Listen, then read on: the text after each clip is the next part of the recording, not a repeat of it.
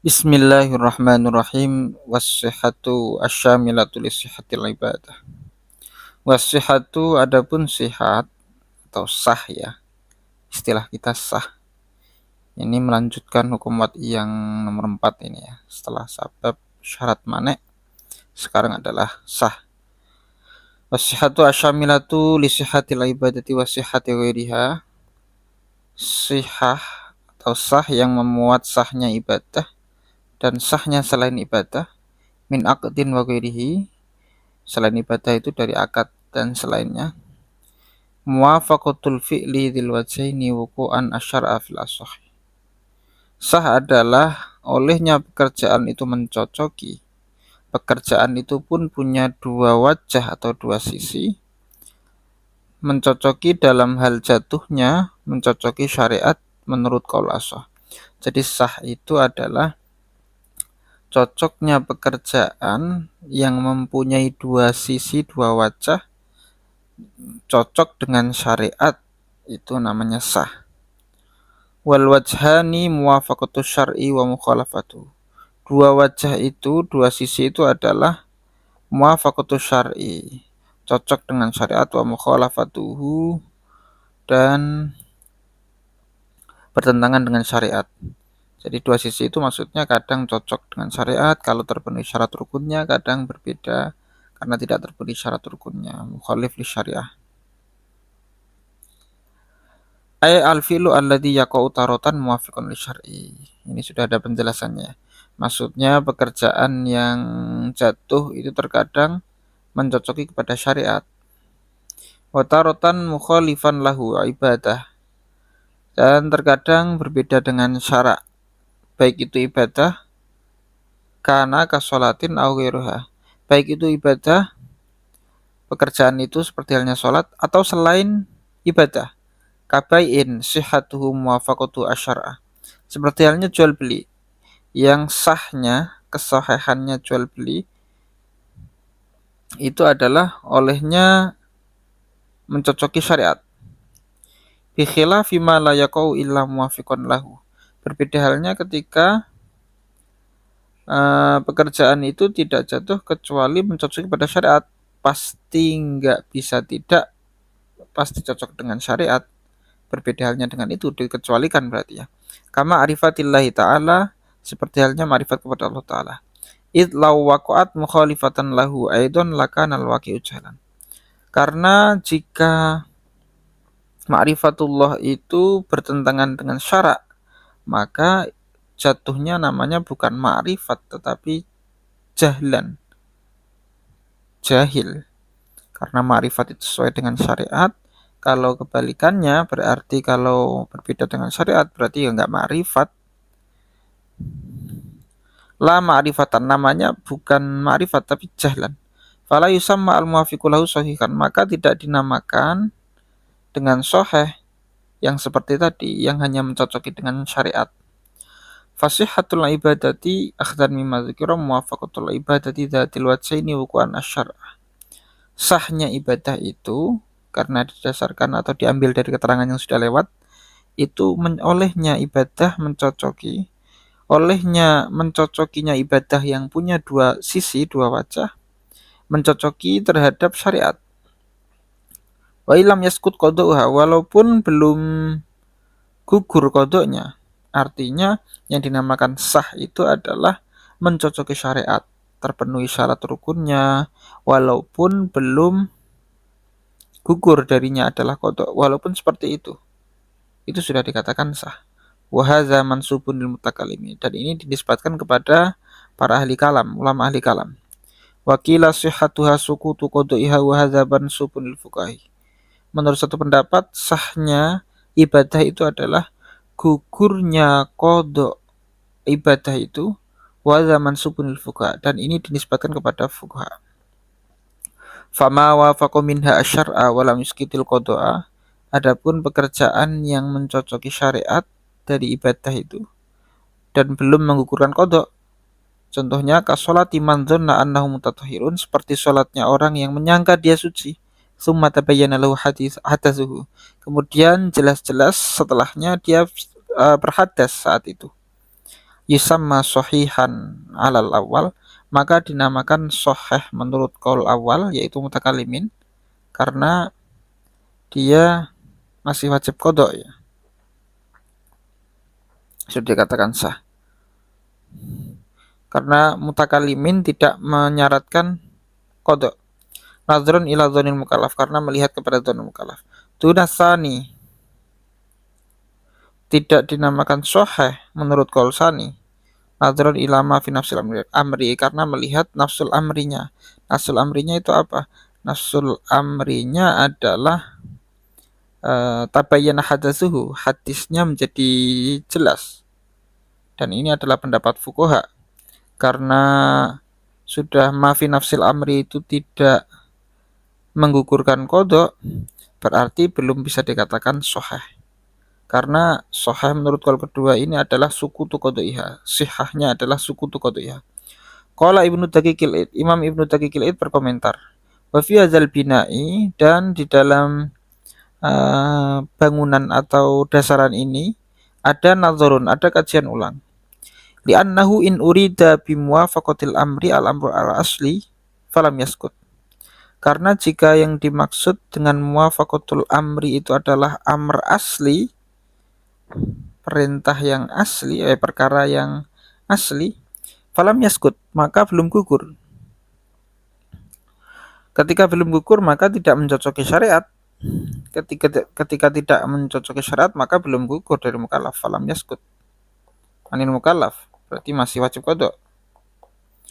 Awil amru bil amal bidzon, atau yang dimaksud muwafaqatul amri itu adalah menyocoki terhadap perintah dengan amal, dengan mengamalkan dzon. Faqad bana fasaduz dzonni, dan kemudian jelas nyata bahwa dzonnya itu fasad. Jadi intinya kesimpulan dari kritikan Ibnu Daqiqil Id ini, kalau didasarkan kepada di atas yaitu dikatakan sahih menurut mutakalimin, tidak sahih menurut fuqaha, maka ini perlu dikaji ulang karena yang dimaksud muwafaqatul amri ini apa? Kalau al-amru al-asli maka belum gugur kewajiban qada salat ini di mukallaf, berarti tidak sahih. Awil amru bil amal bidzon, atau yang dimaksud dengan muwafaqatul amri ini perkara mengamalkan dzon, dan yang jelas-jelas dzonnya itu sudah rusak bahwa dia tidak sedang dalam keadaan punya wudu. Fayalzamu an la yakuna sahihan bitakdiraini, maka wajib tidak dikatakan sahih dengan dua takdiran itu. Wastadharahu al-Firmawi, dan ini diperjelas oleh Imam Firmawi. Wa yujabu bi anna tabayyuna fasadidzon, dan dijawabi bahwa yang dimaksud fasad dzonnya itu begitu jelas setelah sholat itu.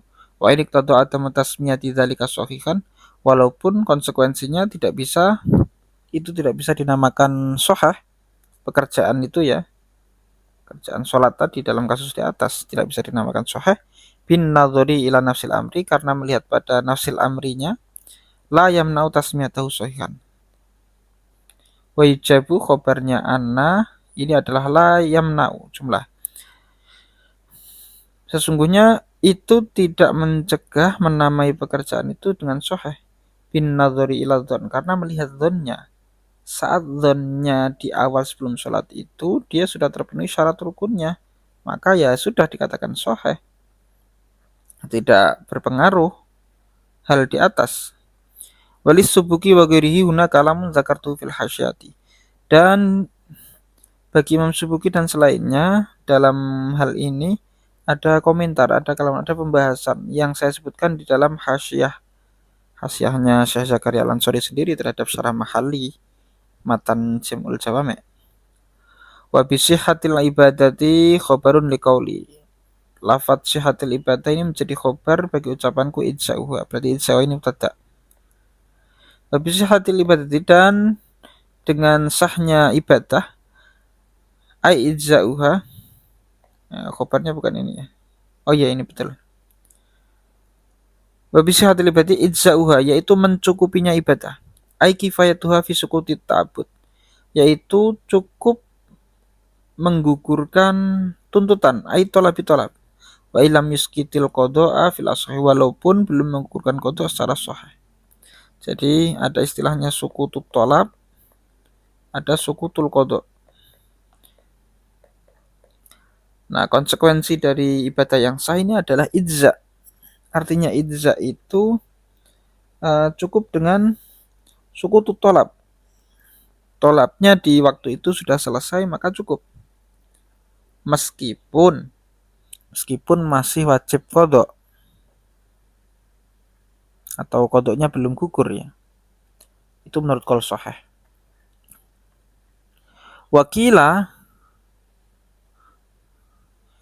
Wakila ijza'uha sukutu qadaiha kasihhati alal qaulil marjuh. Dan menurut satu pendapat, maksud ijza'uha ini adalah gugurnya qadanya salat kasihhati seperti sahnya salat menurut qaul yang marjuh. Menurut qaul yang marjuh, yang dimaksud dengan ijza' itu bukan sukutu ta'abbud tapi sukutu qada. Fasihhatu mansya'ul ijza' alal qaulir rajih fi. Maka sahih atau sah ini adalah tempat keluarnya ijza. Jadi konsekuensi dari ijza menurut qaul rajih di masing-masing keduanya. Masing-masing keduanya adalah sukutu ta'abbud dan sukutul qada. Wa muradifatun lahu alal marjuhi fihima. Dan sahih ini adalah muradifnya ijza menurut qaul yang marjuh, menurut qaul yang selain rajih berarti marjuh ya. Maksudnya muradifah di sini jika sihah itu adalah muradifnya ijza, maka tidak akan ditemukan sihah tanpa ijza karena sihah dan ijza itu sama. Akan tapi terkadang sihah ini ditemukan tapi ijzanya tidak. Seperti halnya sholat dihormatil waktu.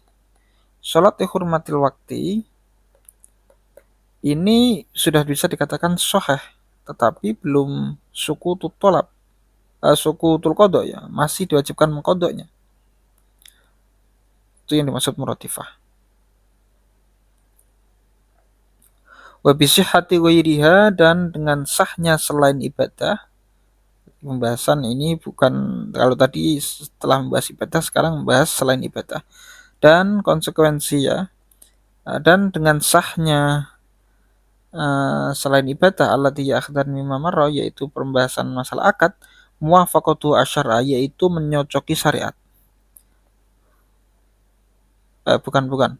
Wa bisihhati ghairiha, yaitu muwafaqatu asyara, dan sahnya selainnya yaitu akad. Tarotubu asariha, yaitu ya berdampak, tarotubu asariha, yaitu menghasilkan dampak dari sahih tadi, menghasilkan dampak dari selain ibadah itu. Ay asari ghairiha, maksudnya adalah dampak selain ibadah.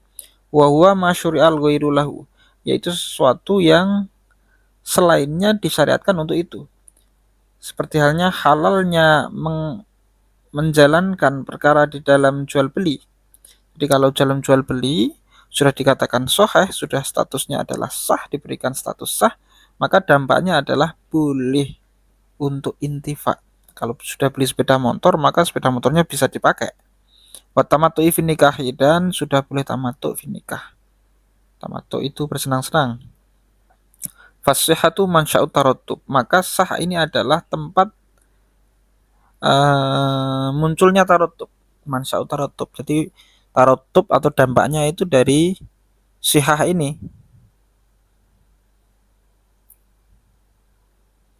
Jadi setelah sahnya akad ada tarattub. Tarattub apa? Tarattub asar. Intifa, halal intifa. La nasu tarattub, bukan tarattub itu sendiri. Jadi sahih itu bukan tarattubnya, tapi sahih itu adalah tempat yang nantinya akan muncul tarattub. Itu maksudnya mansya'ut tarattub, la nafsu tarattub. Karena kalau sahih ini adalah nafsu tarattub, maka tidak bisa ditemukan sahih ini kecuali ada tarattub. Kalau sahih ini adalah nafsu taratub, berarti ketika ada sahih ada taratub, taratubul asar, halul intifa atau tamattu fin nikah. Kalau tidak ada sahih maka tidak ada taratub. Ternyata nanti dibuktikan bahwa sahih ini adalah ada yang sahih tapi tidak taratubul asar.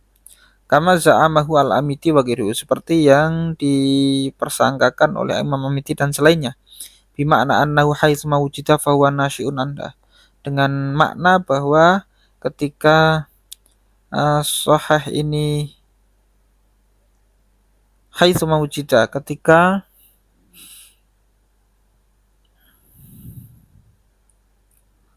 kalau di kitab lain itu wujidat ya. Kalau wujidat enak.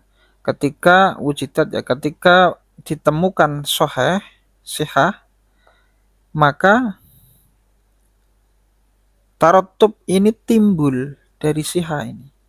Bukan dengan artian ketika sihah ini ditemukan, maka muncul